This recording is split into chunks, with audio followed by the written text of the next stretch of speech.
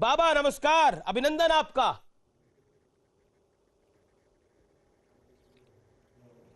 नव वर्ष।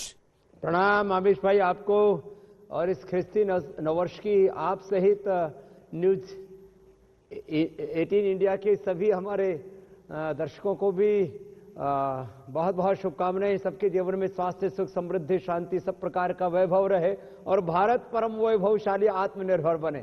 बाबा रामदेव, जब मैंने डाला ट्विटर पर, इंस्टाग्राम पर, फेसबुक पर कि आपका मैं इंटरव्यू करता जा रहा हूं, तो मेरे को बड़े सारे सवाल आ गए। तो मुझे लगा कि आज पब्लिक के सवाल आपसे पूछने चाहिए। तो पहला सवाल जो कि अधिकतर पूछा गया वो ये पूछा गया कि बाबा रामदेव ने अपना नववर्ष कैसे बनाया।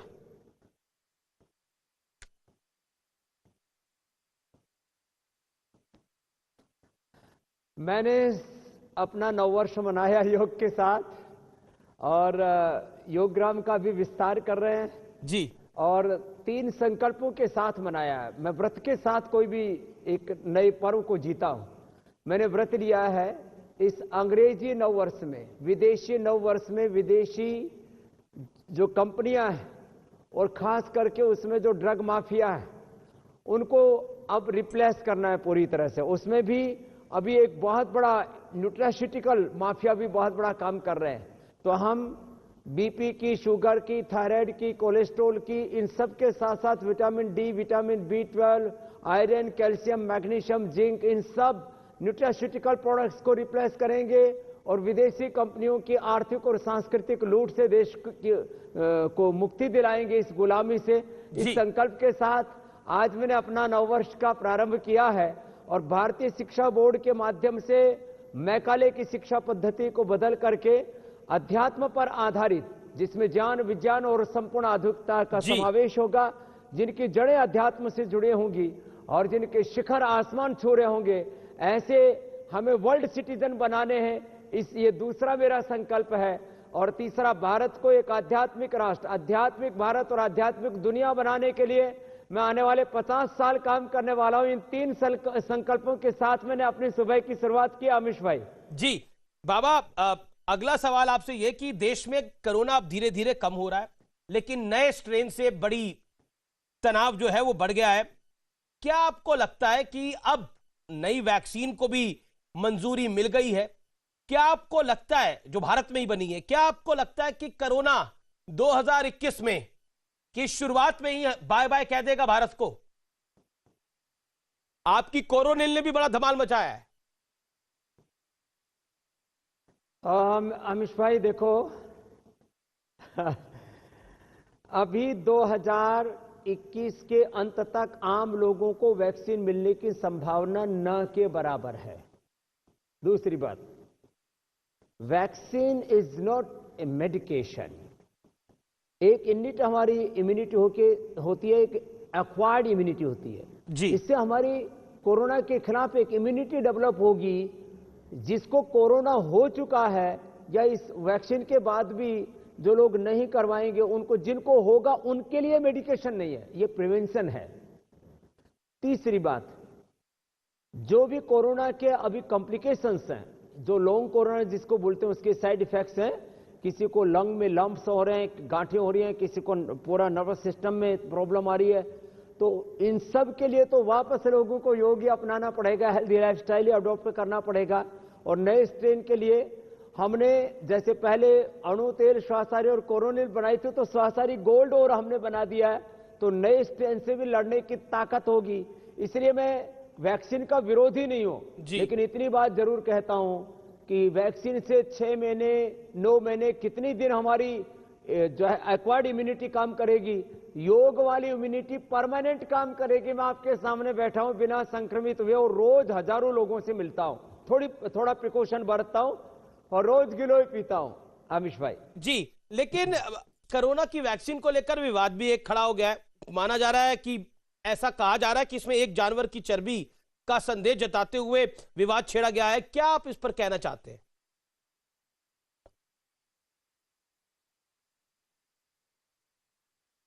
देखो, वैक्सीन में ना कोई गाय की चर्बी है, ना कोई सुअर की चर्बी है। ये हिंदू मुसलमान का मसला ही नहीं है। ये विशुद्ध रूप से एक साइंटिफिक रिसर्च का मसला है। इसमें किसी भी तरह से कोई मजहबी ताल्लुकात को नहीं जोड़ना चाहिए। और जिनकी इम्यूनिटी वीक है और वो यदि लेना चाहते हैं, मैं तो वैक्सीन लेने वाला हूं नहीं अमीश भाई। अच्छा, आप नहीं लेने, मैं पूछने क्योंकि वाला मुझे था उसकी आपसे। जरूरत नहीं है। नहीं, आप इसलिए वैक्सीन इसके लिए नहीं लेने वाले हैं, ये पागलपन वादा भी कर रहे हैं होना आप चाहिए। हमारे चैनल लेकिन पर, जो सच में ये अनाउंसमेंट कर रहे हैं आप? ये न्यूज 18 इंडिया पर मैं खुलेआम घोषणा कर रहा हूं, पहली बार मैं वैक्सीन का प्रयोग नहीं करूंगा, क्योंकि मुझे इसकी आवश्यकता कतई नहीं है और मैं कोरोना से संक्रमित भी नहीं होऊंगा, यह अगली बात कह रहा हूं। और कोरोना के बाप से भी संक्रमित में नहीं हो, चाहे कितने ही इसके नया अवतार आ जाए। स्वामी रामदेव का योगा अवतार जिंदाबाद। बाबा रामदेव, ईश्वर आपको आपको स्वस्थ रखे, पूरा देश और दुनिया ऐसा चाहती है। लेकिन मुझे लगता है कि आप जितना योगा करते हैं उतना सब तो करती नहीं होंगी, बाकी सबको तो वैक्सीन लेनी पड़ेगी। कहीं आपके चक्कर में बाकियों ने छोड़ दी तो क्या करेंगे आप?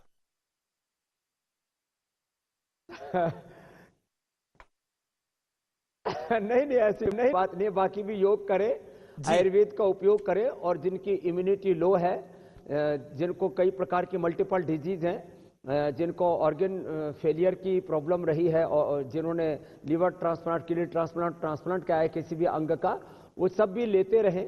बाकी ऐसे पागलपन की जरूरत नहीं है। जैसे कोरोना से डर का, भय का एक पागलपन देश में पैदा हुआ था, पूरी दुनिया घरों के अंदर दुबक गई थी।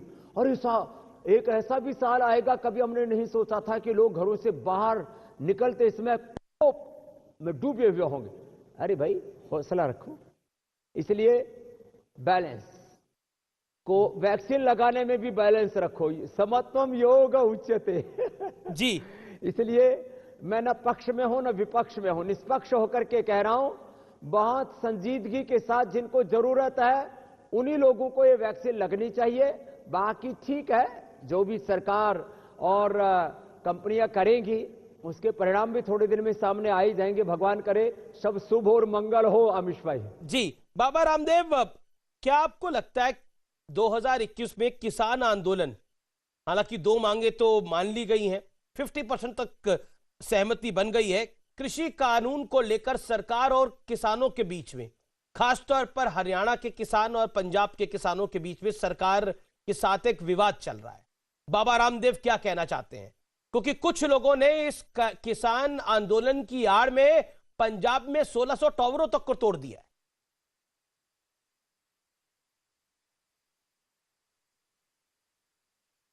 देखो, एक बात कहना चाहता हूं मैं आपको अमीश भाई, मैं जन्म से कृषक पुत्र हूं, किसान हूं, कर्म से योगी हूं, कर्मयोगी हूं, और राष्ट्र के लिए कुछ अच्छा करना चाहता हूं। आदरणीय मोदी जी ने सारे देश के सामने खुलेआम इस बात को कहा है कि मैं किसानों की आय को दोगुना करना चाहता हूं, और मुझे कोई ऐसा कारण नहीं दिखता कि मोदी जी किसान विरोधी क्यों होंगे। इसलिए मैं आश्वस्त हूं, मोदी जी एमएसपी को खत्म नहीं करेंगे और उसके लिए वो लिखित में भी देने के लिए तैयार हैं।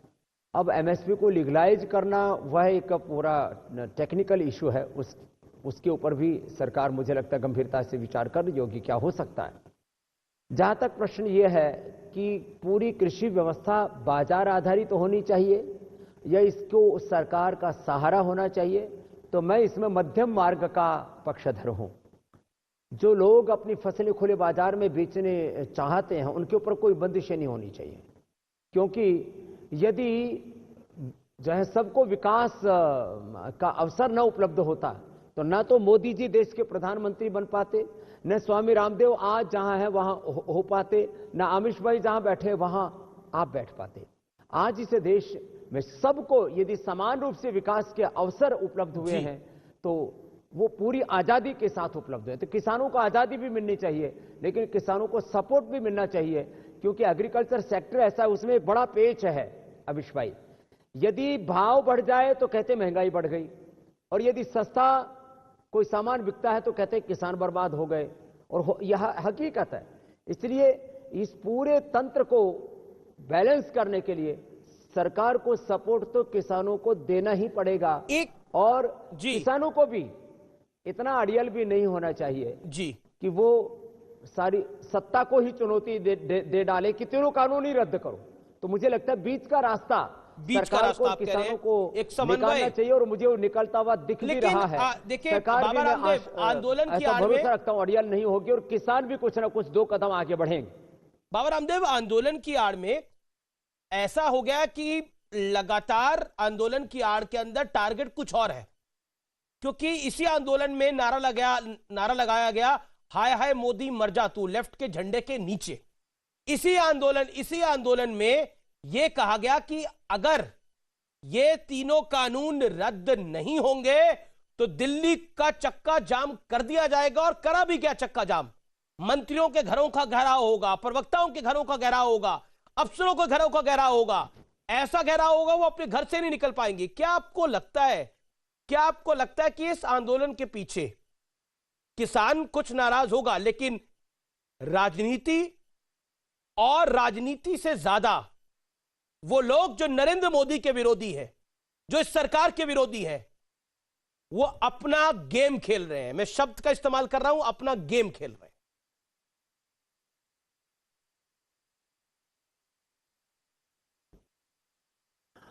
पहले तो अमिश भाई आप देखो, आर पार में ना एकदम जो सच होता है उसको बेधड़क होकर के बोलते हो, और मुझे पता है उससे बहुत से लोग आपके भी बेवजह बैरी बने हुए।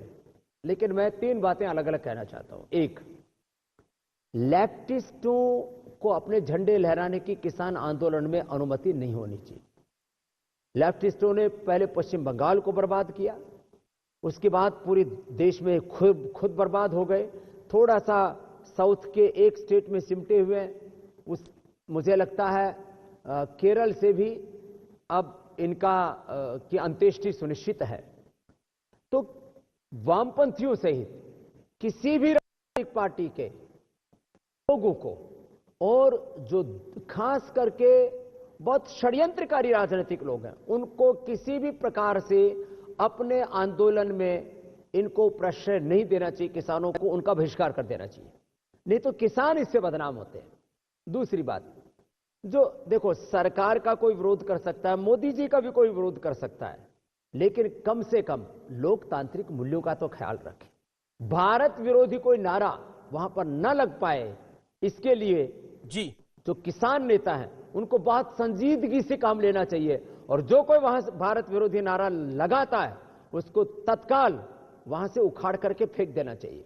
और तीसरी बात मैं आपसे कहना चाहता हूं कि किसानों को जो है किसी के बहकावे में आए बिना जो अपने मुद्दे हैं उनको पूरी ताकत से रखना चाहिए, और मैं आश्वस्त हूं सरकार भी उनकी बात मानेगी, और न मानने में कोई वजह भी नहीं है, क्योंकि मोदी किसान विरोधी नहीं है। लेकिन राहुल गांधी, मोदी जी को मैं भी पिछले लगभग 2 दशक से जानता हूं। आपके दुलारे किसान विरोधी नहीं हो सकते। बाबा रामदेव, आपके प्यारे, आपके दुलारे राहुल गांधी जी तो कह रहे हैं कि नरेंद्र मोदी किसान विरोधी हैं। वो हर रोज ट्वीट करते हैं, हालांकि वो देश में नहीं है, वो मिलान में है इस समय, जैसी जानकारी हमारे पास है जो सार्वजनिक रूप से है।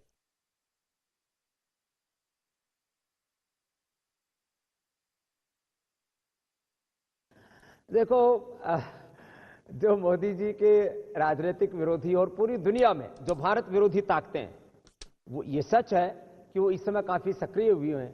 पिछले इन लगभग 6-7 वर्षों में किसी भी मुद्दे पर उनका बस नहीं चला, वो बौखलाए हुए, तिलमिला रहे, और जैसे पानी के बिना मछली तड़पती है, ऐसी सत्ता के बिना देश के कुछ विपक्ष के लोग और पूरी दुनिया के जो भारत विरोधी लोग हैं, वो भारत को बदनाम करने के लिए, मोदी मकसद नहीं, भारत को ही बदनाम करना मकसद है, वो पूरी दुनिया में ऐसे सक्रिय हो गए। तो मुझे लगता है ऐसी कोई भी ताकतें जो भारत विरोधी हैं जी, वो नाकामयाब हो चुकी है। पूरी दुनिया ने देख लिया है, ये चंद मुट्ठी भर लोग हैं, 135 करोड़ का भारत है, और कुछ चंद मुट्ठी भर लोगों के बदनाम करने से भारत बदनाम नहीं होगा।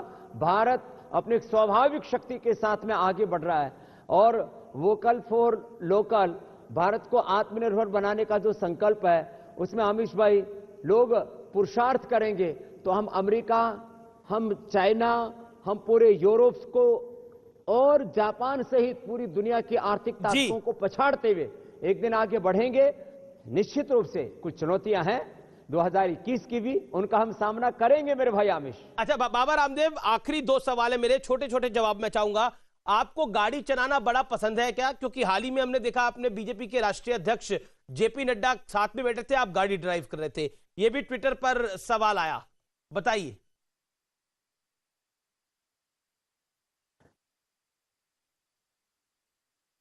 हाँ, ये सच है कि आज से 15-20 साल पहले मुझे गाड़ी चलाने का बहुत शौक भी था और मैं करीब 200-250 की स्पीड से गाड़ी चलाता था जी। मैंने मोटरसाइकिल भी चलाई है, बुलेट भी चलाई है, अभी भी कभी कभी चला लेता हूं, लेकिन अब वो शौक नहीं रह गया है। वो आए थे तो उनके स्वागत के लिए, और फिर क्योंकि मुझे उनको अपने आचार्य कुलम, पतंजलि विश्वविद्यालय, पूरा रिसर्च सेंटर, बहुत जगह घुमाना था, तो मैंने कहा ये इधर उधर कुछ लोग भटके नहीं, इसलिए मैंने कहा मैं ड्राइविंग सीट पे बैठ जाता हूं। जी, आप भी ड्राइविंग सीट पे बैठ जाते हैं, लेकिन गौरव देने के लिए, क्योंकि नड्डा जी स्वभाव से बहुत सात्विक व्यक्ति है। जी, बिल्कुल आखिरी सवाल आपसे। देखिए, दर्शकों के लिए कुछ आपको गुनगुनाना पड़ेगा आज हमारे नए साल पर।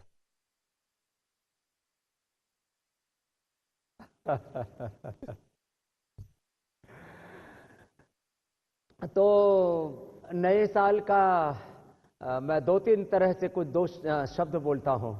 एक तो नए साल पर हम लोग स्वदेशी का व्रत लें।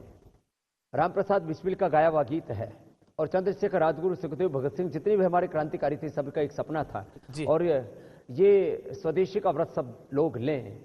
मेरा हो तन स्वदेशी, मेरा हो मन स्वदेशी, मर जाऊं तो भी मेरा होवे कफन स्वदेशी। कर शक्ति का विभाजन, मिटे पूंजी का ये शासन, बने गांव स्वावलंबी, बने राष्ट्र स्वावलंबी, वह नीति है स्वदेशी। मेरा हो मन स्वदेशी, मेरा हो तन स्वदेशी, मर जाऊं तो भी मेरा होवे कफन स्वदेशी। ये ऐसे स्वदेशी की भावना से हिंदू, ईसाई, ब्राह्मण, क्षत्रिय, वैश्य सब मिलकर के, एक होकर के, हिंदू के लिए ना मुसलमान के लिए जीना है तो जिए हिंदुस्तान के लिए। आपसी मतभेद हमें जीने नहीं देंगे, देश न रहा तो हम कैसे रहेंगे। एक है लहू का रंग पहचान के लिए, जीना है तो जिए हिंदुस्तान। बहुत शानदार, जीना है तो जिए हिंदुस्तान के लिए। आप ऐसे लगे रहो आर पार में। बहुत बहुत अभिनंदन। बहुत बहुत शुक्रिया बाबा रामदेव हमारे साथ जुड़ने के लिए। जय हिंद।